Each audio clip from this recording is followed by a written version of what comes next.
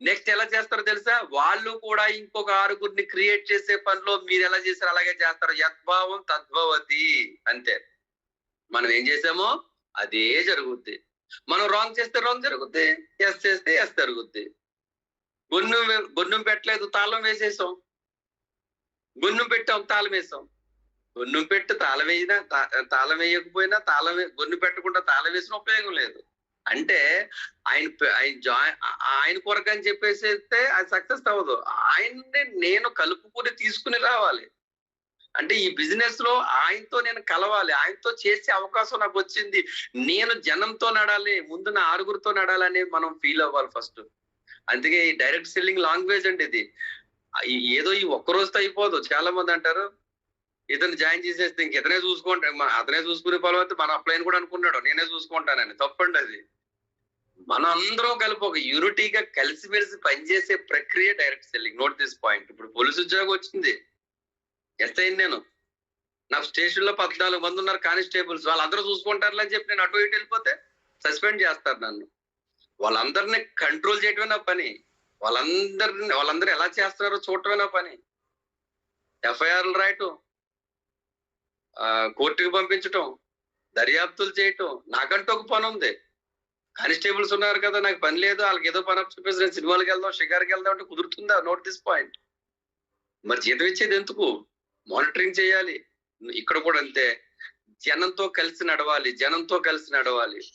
అయితే బాస్ లేడు, ఇన్వెస్ట్మెంట్ లేదు, హ్యాపీగా నచ్చిన సమయంలో, నచ్చిన సందర్భంలో, నచ్చిన ప్లేస్ లో, నచ్చిన వారితో చేసుకునే అవకాశం ఇక్కడ ఉంది.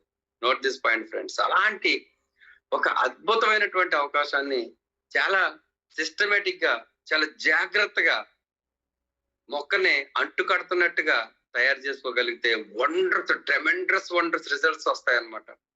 అలా మీటింగ్ వస్తారు. మీటింగ్ వచ్చారంటే చాలండి, ఆటోమేటిక్ గా పెళ్లిళ్ళకి వెళ్ళి ఏ వ్యక్తికైనా సరే పెళ్లి చేసుకోవాలనిపిస్తుంది. అదే అడవిలో పెంచండి, అడవిలో వదిలేయండి పిల్లోడిని, 20 ఏళ్ళు వచ్చినా కానీ పెళ్లి చేతడు. సమాజంలోకి తీసుకురంటే జీర్ణించుకోలేడు. సమాజంలో ఉన్నవాడే సమాజం లేక ఉండాలనుకుంటాడు. Note this point. When your in a Rome in a Roman అన్నాడు ఒక ఆయన.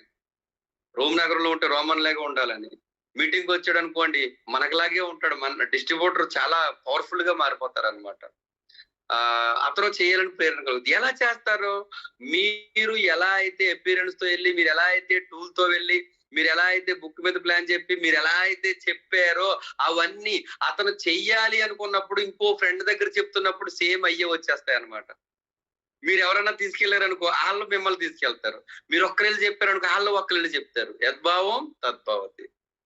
Note this point sir. ఈ విధంగా మీరు తీసుకెళ్ళొద్దని నేను అనట్లేదు. మీ అప్లయన్స్ అనేది తీసుకెళ్ళండి, ఇవన్నీ పాటించండి. ముగ్గురేళ్ళు గదిలో ఇద్దరే చెప్పాను స్టోరీలో, ముగ్గురేళ్ళు చెప్పండి, తప్పేం కాదు.